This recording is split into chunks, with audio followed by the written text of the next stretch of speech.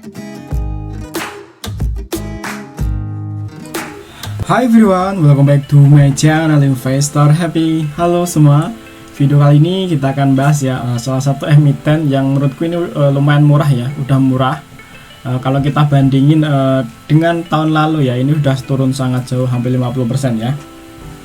Dan kalau kita lihat untuk segi labanya juga nggak jauh beda ya, turunnya juga nggak jauh beda. Pendapatannya nggak jauh beda ya, tapi untuk harga sahamnya ini turunnya kebangetan menurutku ya, sangat turun. Bahkan ini kalau kita lihat harganya ini ya, ini kalau kita tarik jauh ini seperti harga di tahun 2017 ya, semenjak 2017 itu belum sampai kesentuh lagi ya, baru hari ini kesentuh harganya ya. Ini mudah mendekati harga sama seperti tahun 2017. Oke, sebelum kita ke pembahasan, kita disclaimer dulu ya, bahwa di sini hanya sebatas berbagi informasi, bukan ajakan untuk beli ataupun jual di emiten yang terkait di video ini. Oke, kita akan bedah lagi ini ya.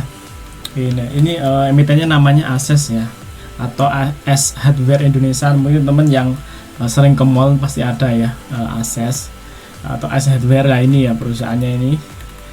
Nah ini atau pemegang sahamnya nih ya, PT Kawan Lama ini 59%, berikutnya masyarakat ya, Sam Treasury ada 0,17% ya, dan Kuncoro Wibowo ini ada pegang 0,01%.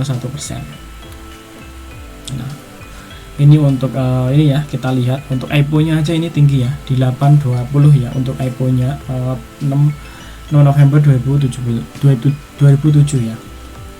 Nah ini kita lihat untuk realnya ya, untuk lokal ini holding competition ya, ini lokalnya aja cuma 1,86 ya untuk individunya ya, sebenarnya realnya individu segitu ya, 1,86%.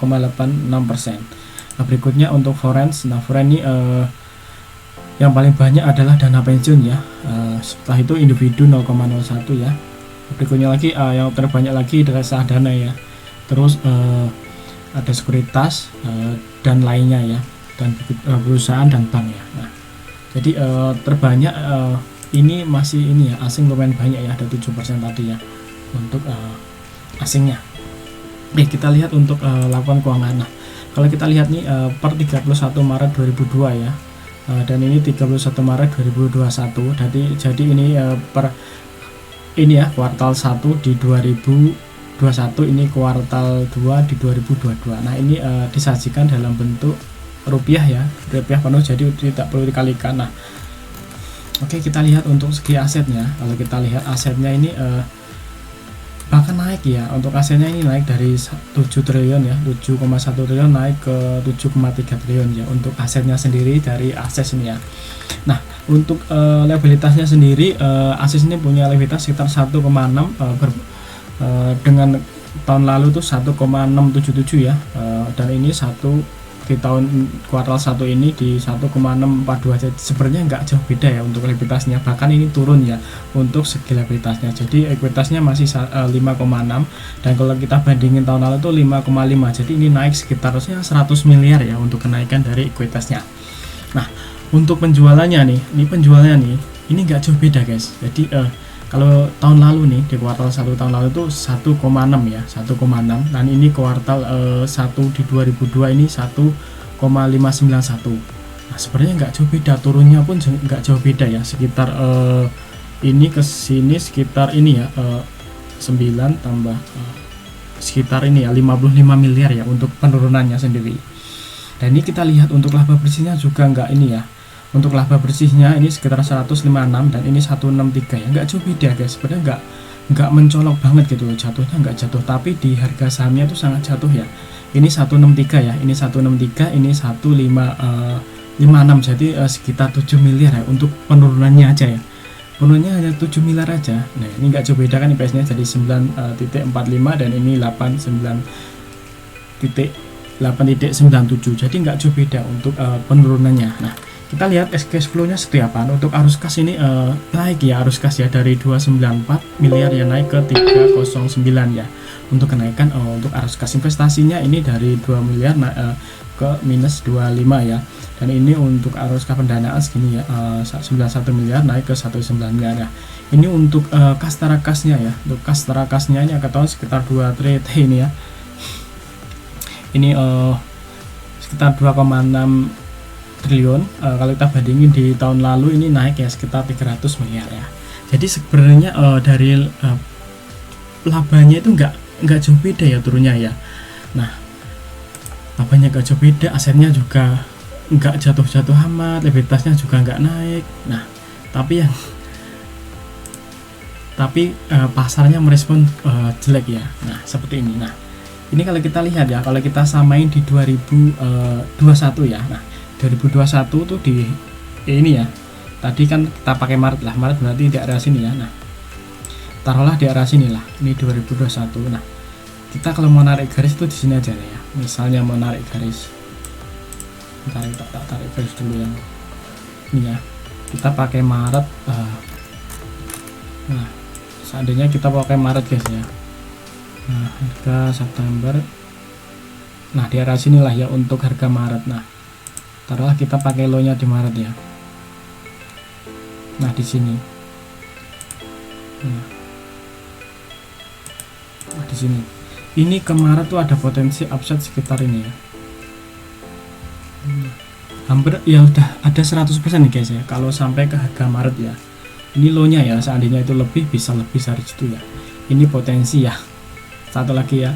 Ini potensi ya, jadi bisa terjadi bisa enggak ya, tapi ini menurutku ini kalau kita kuat hold ya dalam jangka waktu yang lama, dan ini kemungkinan ya bisa balik lagi ya, karena mungkin setelah COVID kan udah berlalu, walaupun nanti inflasi nanti kan inflasinya kan masyarakat akan menyesuaikan ya, pasti akan menyesuaikan walaupun inflasinya naik, tapi kan nanti lama-kelamaan akan menyesuaikan, nggak mungkin nggak mau ngikutin kan pasti akan seperti biasa. Yang penting inflasinya nggak naik drastis dalam 1 bulan, itu nggak masalah guys.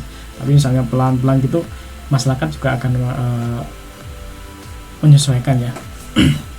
Oke, kalau seandainya nanti kembali ke situ ya ada potensi upside sekitar 100% ya seandainya ya, seandainya. Tapi kalau jelek-jeleknya menuju ke harga sini, ke sini aja ini masih ada 70% ya, sekitar 69 sampai 70% upside-nya ya.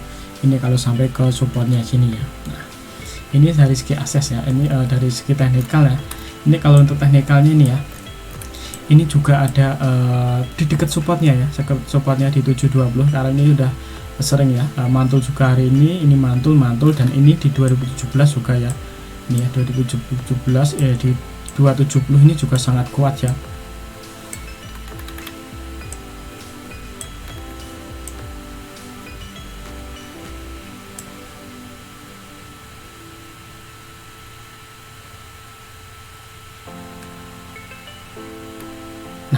Nah, sini ya. Ini 2017 Januari itu dua support 720 sangat kuat ya. Bahkan belum ketembus ya sampai saat ini ya. Nah, karena dari terakhir ini juga mantul ya, semoga nggak ketembus saja. Nah, strateginya gimana? Strateginya ya ini bisa jadikan titik entry ataupun titik SL ya kalau teman mau SL ya. Ataupun nanti strateginya mau nyicil ya silakan ya. Nah, yang pasti ini bukan rekomendasi untuk beli ya, tapi berbagi informasi ya. Untuk teman yang tertarik ya silakan, yang nggak tertarik juga nggak apa-apa, abaikan aja guys ya. Nanti kita akan berbagi informasi emiten-emiten yang menarik di channel ini ya. Oke, kita lihat untuk segi fundamentalnya ya. Kita lihat fundamentalnya. Kalau kita lihat sebulan terakhir ini ya, ada SQ ya yang beli lumayan 8,4 miliar, KK 7,2, berikutnya ada BK, berikutnya lagi ada KL, berikutnya lagi ya ini ya. Nah, ini untuk sebulan terakhir. Kalau kita lihat untuk 2 bulan terakhir, nah bulan terakhir tuh lumayan banyak ya, YP, KK, SQ, CC, NI ya. Nah, untuk 2 bulan terakhir. Untuk 3 bulan terakhir, nah ada YP, KK, CC, SQ ya. Nah, ini untuk 3 bulan terakhir. Jadi nanti tinggal teman sesuaikan aja ya, kalau mau entry emiten ini ya, misalnya mau tertarik sesuaikan harga yang cocok ya. Ini kalau lihat sampai dari bulan 3 ya sampai ke sini 4 bulan ini ya, jadi ini ada 110 miliar ya, 110 miliar di harga 964 ya, 964. Jadi di area sini ya, di area sinilah ya, di area sini 964 ya. Nah, ini punyanya CC lumayan banyak ya, di harga 900 bahkan LG punya harga di 1000-an ya, dan harga saat ini masih di 3730 ya guys ya. Oke guys, sekelas ya untuk berbagi informasi soal emiten yang ini menurutku menarik ya. Turunnya udah terlalu jauh menurutku ya, bahkan ini sampai low dari 2017 ya, di Januari 2017. Oke, terima kasih telah nonton video ini. Kalau ada pertanyaan silakan ya ditulis di komentar, kalau ada request silakan juga ditulis komentar. Sampai ketemu di video berikutnya. Happy cuan and happy investor, bye bye.